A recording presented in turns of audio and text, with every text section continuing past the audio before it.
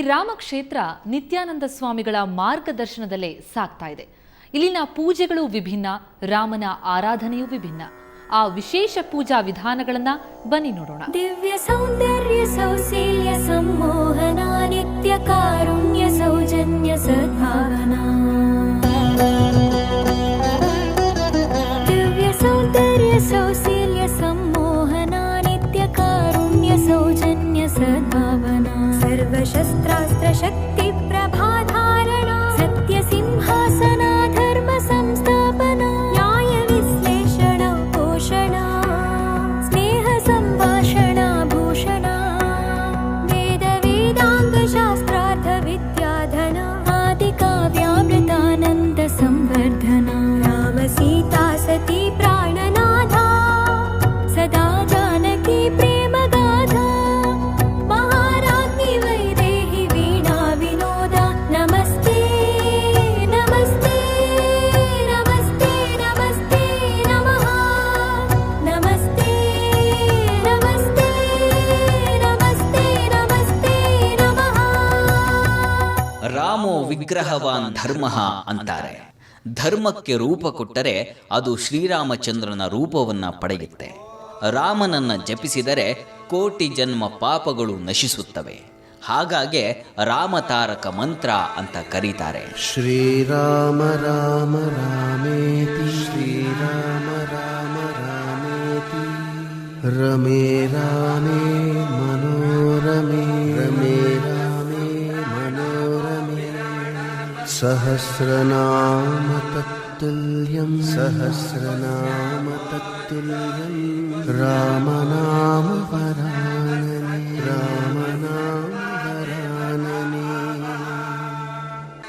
ಶ್ರೀರಾಮ ರಾಮ ರಾಮೇತಿ ಶ್ರೀರಾಮ ರಾಮ ರಾಮೇತಿ ರಮೇ ರಾಮೇ ಮನೋರಮೇ ರಮೇ ರಾಮೇ ಮನೋರಮೇ.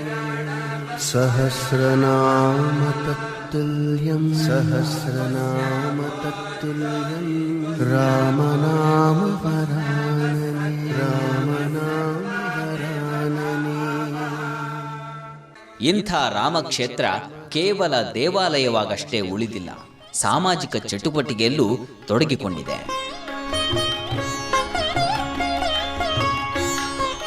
ಇವತ್ತು ಈ ಪುಣ್ಯಭೂಮಿ ಇಲ್ಲಿ ಮತ್ತಷ್ಟು ಚೈತನ್ಯವಾಗಿ ನಡೀಬೇಕಾದ್ರೆ ಪರಮಪೂಜ್ಯ ಸದ್ಗುರು ಶ್ರೀ ನಿತ್ಯಾನಂದ ಭಗವಾನ್ ಇಲ್ಲಿ ಬಂದು ತಪಶ್ಚರ್ಯನ್ನು ಕೈಗೊಂಡಿದ್ದರು.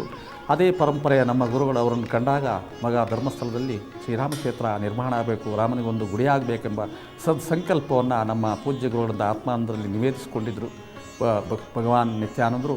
ಅದಕ್ಕೆ ಮುಂಚೆ ಇದು ಶ್ರೀರಾಮಚಂದ್ರದ ಪಾದಸ್ಪರ್ಶಿಸಿದ್ದ ಪುಣ್ಯವನ್ನು ಕೊಂಡಿದ್ದಂಥ ಈ ಭೂಮಿಯಲ್ಲಿ ಮತ್ತೆ ಗುರುಗಳು ಈ ಭಾಗದಲ್ಲಿ ಸುತ್ತಾಡಿ ಇಲ್ಲಿ ಒಂದು ಗುಡಿಯನ್ನು ನಿರ್ಮಾಣ ಮಾಡಿದರು.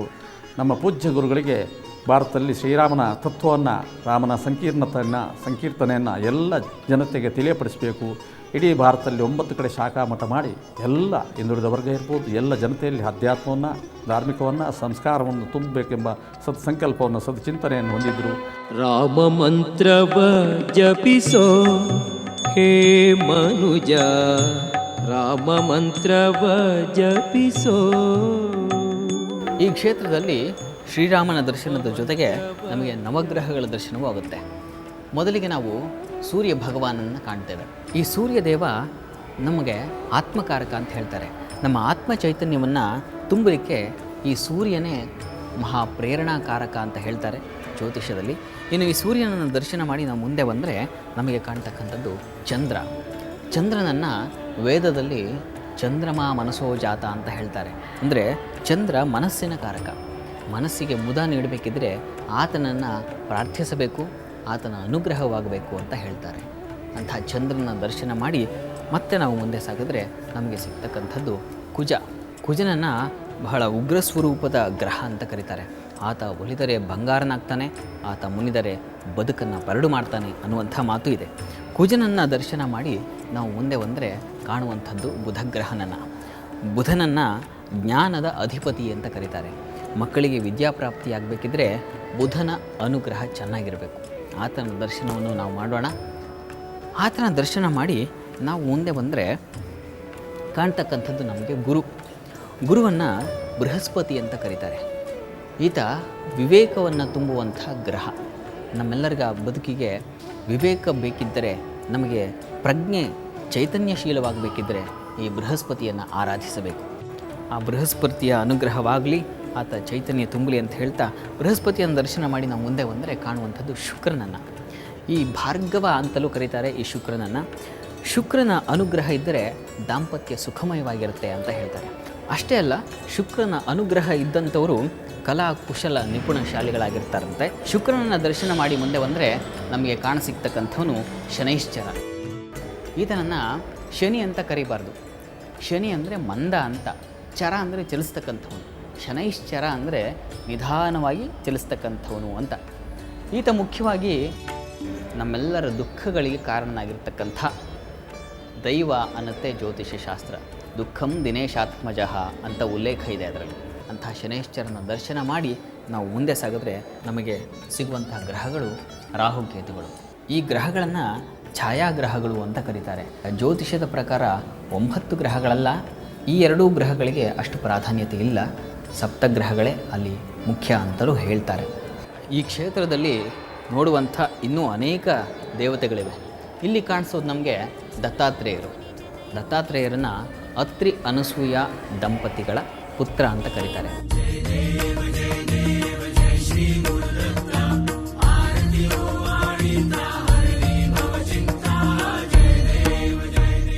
ಈ ದತ್ತಾತ್ರೇಯರ ದರ್ಶನವನ್ನು ಮಾಡಿ ಮುಂದೆ ಸಾಗಿದರೆ ನಮಗೆ ಕಾಣ್ತಕ್ಕಂಥದ್ದು ವೀರ ಆಂಜನೇಯ ಸ್ವಾಮಿ. ಈ ಹನುಮಂತ ದೇವರ ಪ್ರಾರ್ಥನೆ ಮಾಡಿದ್ರೆ ನಮ್ಮ ವಾಕ್ಶುದ್ಧಿ ಹೆಚ್ಚಾಗುತ್ತೆ ಮತ್ತು ಭಯ ನಿವಾರಣೆ ಆಗುತ್ತೆ ಅಂತ ಹೇಳ್ತಾರೆ. ಈ ಹನುಮಂತ ದೇವರನ್ನು ಶ್ರೀರಾಮಚಂದ್ರರೇ ಹಾಡಿ ಕೊಂಡಾಡಿದ್ದಾರೆ. ಈತ ವಾಕ್ಯಕೋವಿದ ಅಂತ ಶ್ರೀರಾಮಚಂದ್ರ ಒಂದು ಕಡೆ ಉಲ್ಲೇಖವನ್ನು ಮಾಡ್ತಾರೆ. ಅದಾದ ನಂತರ ಹೀಗೆ ಮುಂದೆ ಸಾಗಿದರೆ ಭಗವಂತ ಕೃಷ್ಣ ಪರಮಾತ್ಮನ ದರ್ಶನ ನಮಗಾಗುತ್ತೆ. ಕೃಷ್ಣನನ್ನು ಒಂದು ವಾಕ್ಯ ಹೇಳುತ್ತೆ, ಕರ್ಷಯತಿ ಇತಿ ಕೃಷ್ಣ ಅಂತ. ಅಂದರೆ ಯಾರಿಗಾದರೆ ಆಕರ್ಷಿಸುವಂಥ ಸ್ವಭಾವ ಇದೆ ಆತನನ್ನು ಕೃಷ್ಣ ಅಂತಾರೆ. ಅಂತ ಭಗವಂತ ಸರ್ವ ಭಕ್ತ ಸಮೂಹವನ್ನೇ ಆಕರ್ಷಿಸ್ತಾನೆ. ಹರೇ ಕೃಷ್ಣ ಹರೇ ಕೃಷ್ಣ ಕೃಷ್ಣ ಕೃಷ್ಣ ಹರೇ ಹರೇ ಹರೇ ಕೃಷ್ಣ ಹರೇ ಕೃಷ್ಣ ಕೃಷ್ಣ ಕೃಷ್ಣ ಹರೇ ಹರೇ. ಇದೆಲ್ಲದರ ಹೊರತಾಗಿ ಈ ಕ್ಷೇತ್ರ ಒಂದು ಪಾಠಶಾಲೆಯನ್ನು ನಡೆಸ್ತಾ ಇದೆ. ತುಂಬ ವ್ಯವಸ್ಥಿತ ರೀತಿಯಲ್ಲಿ ಶಿಕ್ಷಣವನ್ನು ಮಕ್ಕಳಿಗೆ ಕೊಡಲಾಗ್ತಾ ಇದೆ.